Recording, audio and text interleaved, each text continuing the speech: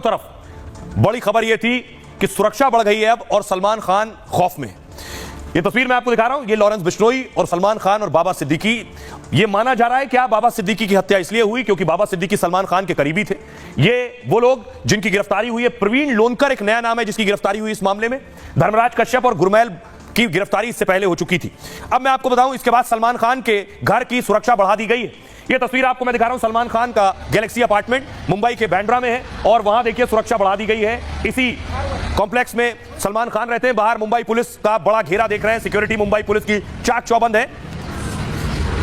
और सलमान खान घर के अलावा फार्म हाउस में रहते हैं। ये सलमान का फार्म हाउस है, अर्पिता फार्म्स, और यहां की भी सुरक्षा बढ़ा दी गई है। सलमान खान को खतरा है इसलिए सुरक्षा बढ़ाई गई है। बाबा सिद्दीकी की हत्या हुई है, उनका बेटा भी टारगेट पर था, लेकिन क्या केवल दोस्ती की वजह से, सलमान से दोस्ती की वजह से बाबा की हत्या हुई है? पुलिस इस एंगल से भी जांच कर रही है।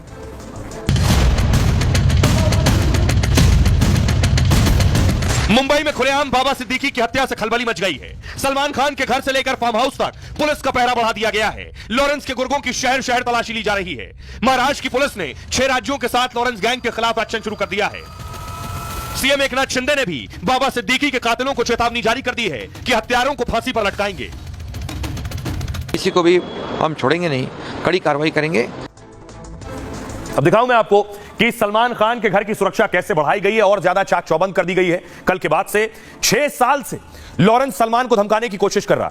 गैंगस्टर लॉरेंस ने सलमान के घर पर शूटर से गोली चलवाई थी। जब सलमान तब भी नहीं डरे, उसके बाद लॉरेंस ने और कई कदम उठाए, लेकिन इसके बाद भी सलमान पर धमकियों का असर नहीं हुआ।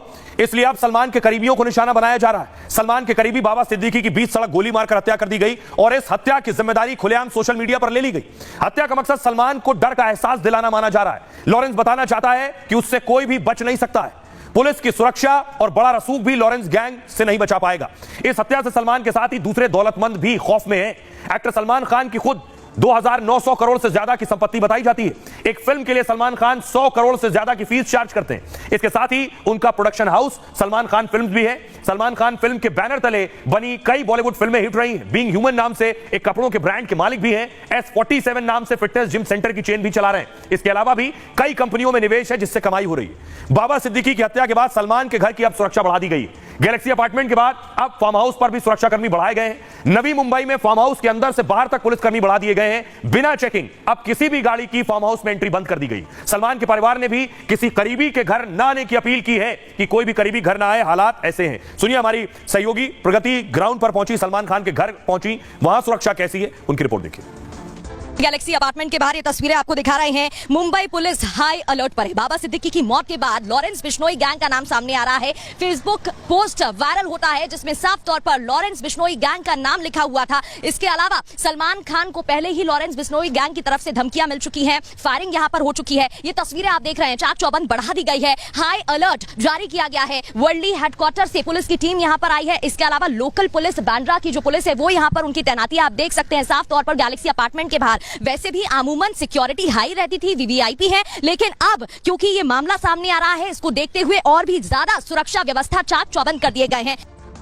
एक और जानकारी जो निकलकर सामने आई है कि बाबा सिद्दीकी की जो हत्या की गई, ये बाबा सिद्दीकी के बेटे जीशान है। बाबा सिद्दीकी की हत्या की गई। बाबा सिद्दीकी के साथ साथ उनके बेटे जीशान भी शूटर्स के टारगेट पर थे। अगर जीशान वहां मौजूद होते तो शूटर्स उनकी भी हत्या कर देते। उन्हें पहले से कहा गया था जो मिले उसे मार दो। अगर दोनों पिता पुत्र साथ मिलते हैं तो उनकी हत्या कर दो, यह भी जानकारी मिली। आइए अब आपको बताऊं कि आखिर जीशान भी टारगेट पर थे। जीशान इस वक्त विधायक है। शूटर जिस वक्त आए उस वक्त अचानक जीशान का फोन आ गया था। बाबा सिद्दीकी के साथ ही टारगेट पर बेटा भी था। पूछताछ में खुलासा हत्या करने वाले शूटर्स ने किया है, यानी जीशान और पिता दोनों को मारने की सुपारी दी गई थी। हालांकि एक फोन कॉल से जीशान सिद्दीकी की जान बच गई। बाबा सिद्दीकी के बेटे जीशान बांद्रा से कांग्रेस के विधायक हैं। एक पुनर्विकास को लेकर उनका जमीन विवाद चल रहा था।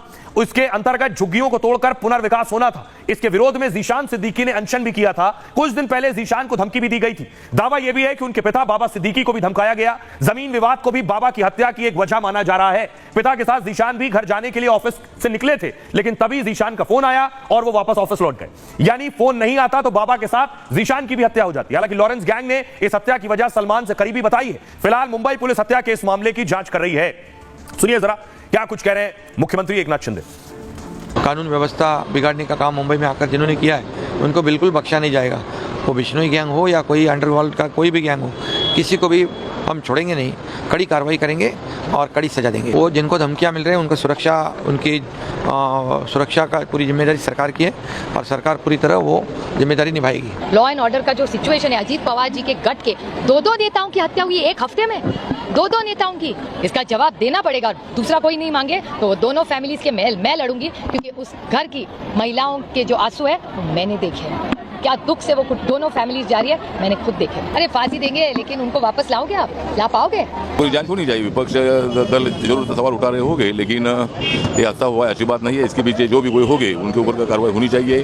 जो फायरिंग करने वाले जो 2 लोग उनको तो पकड़ा है, लेकिन उसके पीछे किसका हाथ है, इसकी जांच हो रही है और उनको जल्दी पुलिस अरेस्ट करेगी। हमने तो ओपनली बोला आपको लॉ एंड ऑर्डर वहाँ पर ठीक नहीं है, मुझे जान को खतरा है बोलने के बावजूद भी अगर पुलिस उसका रक्षण नहीं करता है तो ये बहुत बड़ा एक लैप्स है एडमिनिस्ट्रेशन की तरफ से।